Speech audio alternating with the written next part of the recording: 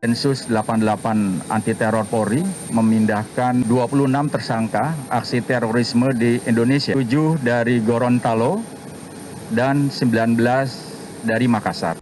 Bravo buat Densus 88 atau Detasmen Khusus Anti Teror dari Mabes Polri. Kenapa? Karena Densus 88 berhasil membekuk para anggota teroris yang ada di Sulawesi Selatan yang berencana untuk melancarkan serangan untuk mengebom gereja. Wih, ngeri. Ngeri banget. Para anggota teroris ini yang jumlahnya 19 orang ternyata semuanya adalah anggota FPI. Dari hampir semuanya merupakan simpatisan dan anggota dari FPI Makassar. Seperti pengakuan dari mereka sendiri.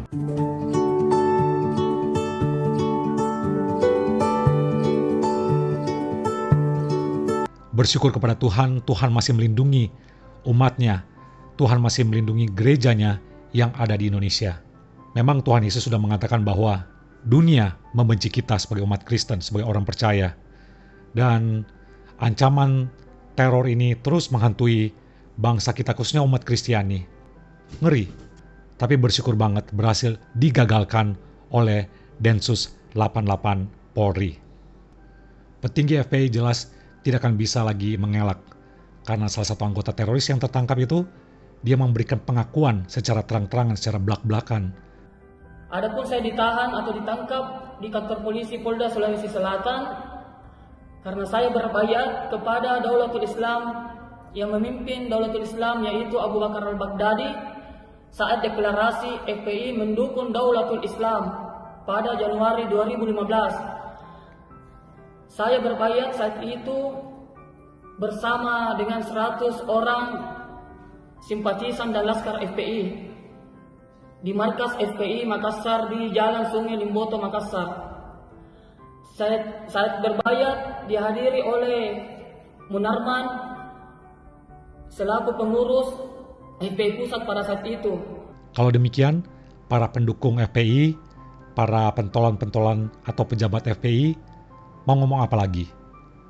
Waktu lalu mereka masih berdalih, mereka masih memberikan banyak alasan, banyak dalih dan ngeles bahwa FPI itu nggak terlibat dalam aksi-aksi kekerasan, apalagi menggunakan senjata. Nah ini, mau bilang apa lagi? Ini bahkan mau mengebom cuy. Dan gak main-main, karena jumlah mereka itu ada 19 orang, ditambah satu lagi yang sudah ditangkap, plus ada satu lagi yang di Suriah. Dengan jumlah sebanyak ini, kalau sampai mereka amit-amit melakukan aksi kejinya, bayangkan berapa banyak korban atau gereja yang akan ditargetkan oleh mereka. Lalu Karopenmas Divhumas Polri, yaitu Brigjen Rusdi Hartono, juga mengatakan 2 anggota jaringan di Sulawesi Selatan yang adalah bagian dari jaringan yang tertangkap ini, mereka adalah pelaku aksi pengeboman di katedral di Filipina Selatan beberapa tahun yang lalu.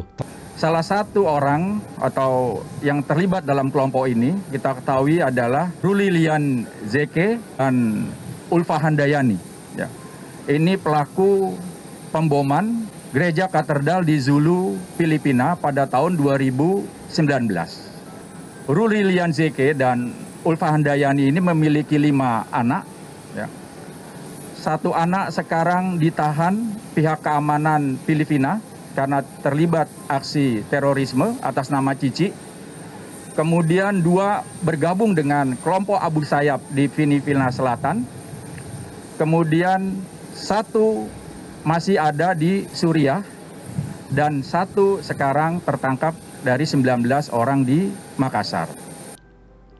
Lagi-lagi salut dan apresiasi buat Densus 88 yang berhasil membongkar segala rencana plot dari jaringan teroris ini yang seakan-akan tiada hentinya untuk menargetkan, melancarkan serangan untuk menyerang atau mengebom gereja, untuk menargetkan orang Kristen. Sebagai orang Kristen yang ada di tengah-tengah negara ini, mari kita terus berdoa dan kita berjaga-jaga. Di dalam situasi seperti ini, mari kita juga doakan supaya Densus 88 dapat terus diberikan kemampuan secara taktis untuk mereka dapat mengendus dan membongkar segala plot, segala rencana-rencana dari bisa jadi anggota-anggota teroris yang masih gentayangan, karena mereka jelas berusaha untuk mencari celah dan cara untuk melakukan aksi kejinya. Kita berdoa supaya Densus 88 tidak akan kecolongan dan terus bisa mengantisipasi segala aksi-aksi niat jahat dari orang-orang yang tidak ingin adanya kerukunan, toleransi, dan kebinekaan di tengah-tengah negara kita, Indonesia ini. Mari kita doakan juga untuk Kapolri, Jenderal Polisi Listio Sigit Prabowo yang membawahi Densus 88 ini. Bravo buat Densus 88, bravo buat Kapolri. Bersyukur dengan kehadiran dari Densus 88 yang sudah teruji dari masa Pak Tito, lalu masa Pak Idam Aziz, sampai kepada Kapolri saat ini, Pak Listio Sigit Prabowo. Densus 88 terus berjaya, terus eksis, dan dapat mengantisipasi, mencegah segala macam aksi serangan-serangan yang mau mengganggu dan merongrong akan negara kita Indonesia ini. Oke, demikian share dalam video ini. Please subscribe serta like dan share channel ini. Salam Inspironi.